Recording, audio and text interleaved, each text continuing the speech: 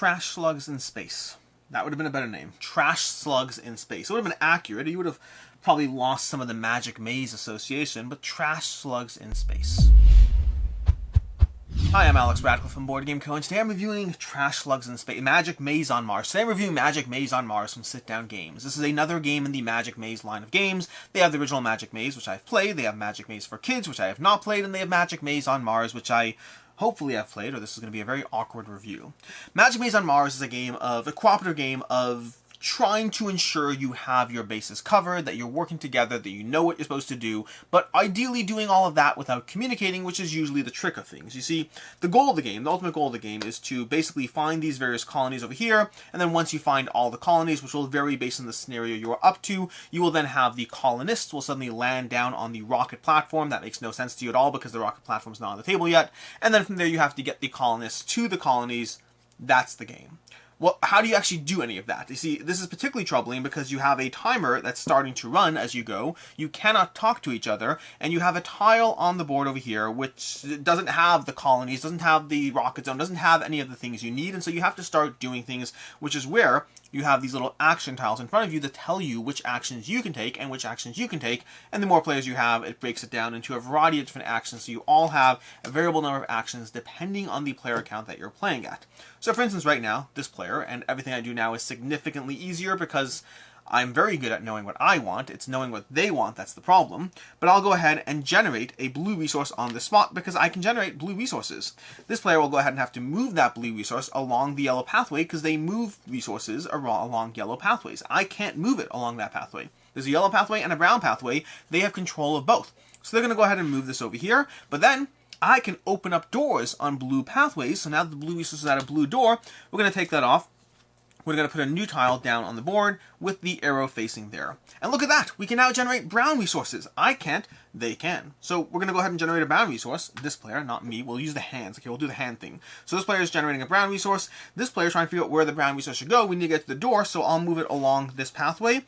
This player sees the orange pathway, moves along that pathway, moves along that pathway, removes it from the board to generate a new location, and you're going to rinse and repeat until you eventually find a variety of things. And the variety of things you find very much depends on which scenario you're playing. So for instance, right now, we found a little trash slug over there that's going to want to eat trash. We also have an empty pathway that we can't currently traverse, although we may have the option of building said empty pathway, although let's go ahead and get a resource there. Once we move a resource there, so if we go ahead and generate another blue resource with that, with this hand, do that wrong, with this hand we generate a blue resource, we move it along the pathway over here, another orange pathway over here, we can now remove said blue resource to generate said blue pathway along the board. So you can generate pathways as you go, one of each color, but that gives you more option points. And then we have the trash slug. The trash slug, which likes to eat trash. We're going to get a little bit ahead of ourselves. Let's not heavily focus on that. There are other aspects that will be coming out as you go. There's going to be these time markers over here. The nice part about wandering into a time marker is when you move a resource into a time marker, you can go ahead and flip the time thingy. So you're going to go ahead and be able to put that there. You can no longer use that, but there'll be a few options where you can earn yourself more time. The big catch is, does the person who has the ability to get there, do they actually realize time is running out? Because inevitably in this game, anything inevitably in this game, you don't realize what you're supposed to be doing, which is why you have this giant do something piece. This giant do something piece is something you get to go and put down in front of other players. In fact, there's a webcomic I'll share in a second, but basically this is a piece that you're supposed to do is you're supposed to literally put it in front of another player and say, do something. I want you to do something. I am putting this in front of you because it's your turn to do something. You can't say what they're supposed to do. You can't in any way indicate anything other than do something. For the love of God, why have you not figured out that you should obviously be moving the blue piece along the orange pathway and generating a stupid door? That happens a lot in this game. It does, which is why I'll share a comic from I'll put a link down below and all that, but there's a web series stuff, hilarious stuff, Semi-Co-op, I believe, Semi-Co-op, they have a webcomic about this piece that is particularly amusing. But either way, some other things you can generate. Over here we have purple resources, we have that little timer piece. Over here we have a trash that will be on the board, which these trash slugs love to eat. We have trash actually gets in the way as well, but the trash slugs love to eat them. We have, what else do we have? We have more of these tiles. We have, these are the colony zones. We will be placing down colonies. You'll be trying to get them there once you generate 3 resources there. So when you find this colony zone over here, you have to get the 3 shown resources, and sometimes it's more or less, whatever, but you have to get the resources there, and then from there you put a colony on the board, and if that was the number of colonies in the scenario, then you would then put down a person on the rocket ship, which hopefully is somewhere in here. Here we go. The colonists then land on the rocket ship, and then you have to get them to their colonies. Each colonist goes to a single colony, rinse and repeat until all the colonists are there, hopefully before time has run out and you have one magic maze. Now, the game is going to, well, Magic Maze on Mars specifically, the game is going to give you a slow escalation of things as you go. You're going to start with a handful of tiles, and then every time you go to the next scenario, you'll continuously add tiles to the experience. You'll continuously add tiles to the game, you'll add mechanics, you'll add trash slugs, you'll add all these other things that are happening to the experience. It is an iterative, it's not legacy, it's not campaign, it's scenario-based, and the scenarios add new mechanics as you go, but ultimately, this is a game of silent communication. This is a game where you, 2, 3, 4 other players are all sitting there trying to figure out how to do things while working together to ensure that you outpace the clock, but also understanding that you can never truly be working together unless you are on the same page about what it is that you're supposed to be doing, which is where the fun, tension, struggle, challenge, irritation, best parts and worst parts of this game all combine. Which brings us to the review part of things, starting off with ease of play. This is a really easy game to dive into. The rulebook is short to begin with, but those 12 pages are not even the rulebook. The rulebook's like 3 pages, and then from there it's adding more and more scenarios or extras as you go. You only need to read like 3 or 4 pages to be able to dive down into this one. It's a fairly simple game. You probably got 99% of what you need to know from watching this video. It's directly what I said. You're just doing your actions, either moving along pathways, opening up new doors, or generating new resources. That's all you're doing. It is simple to teach, it is simple to play, it is simple to learn, it is not in any way simple to know what it is you're supposed to be doing. As far as player count, this is a 1 to 6 player game. I've only played this solo and with 2 players. This is a game that primarily 2 players. I dove into it solo briefly, but primarily 2 players is where I've enjoyed this one the most. And I got this game to continue playing with my daughter. We played Magic Maze. Magic Maze was a game we always enjoyed. We eventually made our way fully through it and the expansion stuff, and then we got rid of it because we had finished it all. And so I picked up Magic Maze on Mars to continue to dive through that one. I've been going through this one with her. But that's as far as player count. It accommodates a wide variety of players. As far as where it works with player counts, even though I primarily have played this one at 2 players, I played the original Magic Maze at a variety of player counts. I find 2 to 4 players is the sweet spot. Higher player count starts to get a little chaotic. I would argue even 3 players is probably my favorite player count for these games. That's based on extrapolating from Magic Maze to Magic Maze on Mars, and honestly the 2 are fairly similar. Differences, but fairly similar. As far as what I like, don't like, and can see others not liking, this is just a puzzle of silent communication that works well. You're not allowed to tell each other what to do. You're not allowed to communicate past certain moments where you can use these tiles. That would go to the 1% of stuff I didn't tell you. But you can use these tiles to go ahead and you can use them to take the opportunity to talk to one another, or to alternatively change resource for another resource. And so you're trying to figure out how to communicate without actually communicating. You're trying to find out when you have those moments of being able to say, here's what we want to do, here's what we need to do to survive. But you can't say that most of the time, with a few exceptions. And so you're trying to figure out how to work together even as you are not actively in the same wavelength. And that presents a lot of the fun of Magic Maze. Trying to slowly figure out how you're operating, trying to figure out the optimal moves. Well, obviously we should be opening doors because we have to get these tiles out to even find the rockets, to find the colonies, to find all those things. We need to get tiles on the board as soon as possible.